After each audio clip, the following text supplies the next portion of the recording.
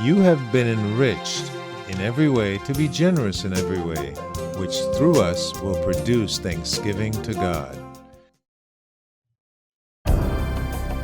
It is 26th day of November 2022. Clive Walsh here, and it's time for the reading of our devotional thought for today, coming from the book Truth for Life by pastor and author Alistair Begg. Today's devotional thought is entitled, Why Give? And the verse today, 2 Corinthians chapter 9, verse 11, which reads, You have been enriched in every way to be generous in every way, which through us will produce thanksgiving to God. That's 2 Corinthians chapter 9, verse 11. Alistair Begg writes, God is not a cosmic killjoy. He doesn't ask us to bear with some disappointing existence in which we sit around and fake happiness. Instead, He richly provides for us. We don't have to apologize for what He gives us, but we do have to share it.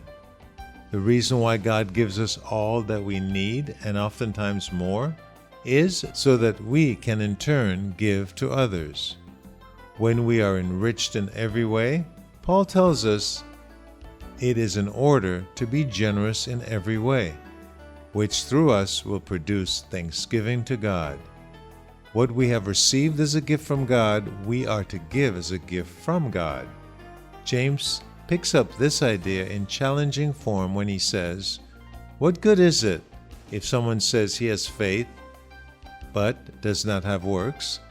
James chapter 2, verse 14. The answer is clear. It is no good at all.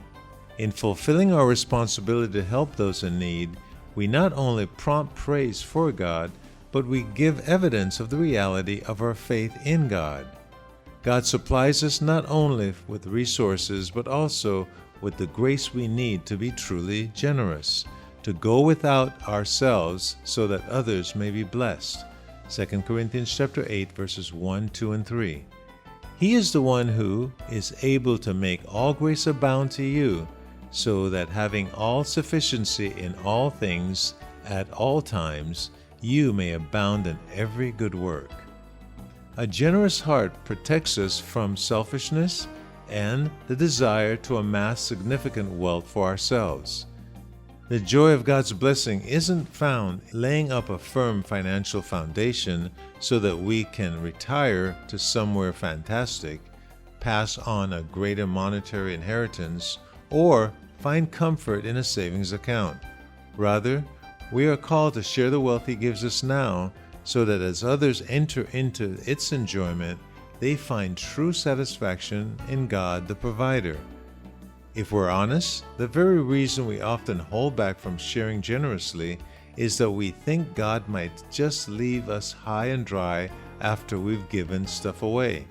Yet Scriptures assures us that the same God who cares for us in our infancy will provide for us in our old age. And you can see Isaiah chapter 46, verse 4. Joy is to be found in unshackling yourself from enslavement to what you own. It is your privilege and responsibility to be rich in deeds and eager to share, whether you've been given much or only a little. Ask God for the grace to cheerfully give without reluctance, and remember this: you cannot outgive God. A great reminder indeed, we cannot outgive God. So whether you have little or plenty, be of that generous heart, and watch God will double over and give you more, exceedingly abundantly more than you could ask or think. That's His nature. So let's put Him to the test, and you will find Him to be faithful.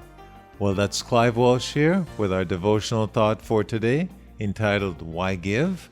And for those of you reading through the Scriptures, 2 Chronicles chapter 15 and 16, and the Gospel of Luke chapter 7, verses 24 through 50, your assignment for today, and may the Lord richly bless you.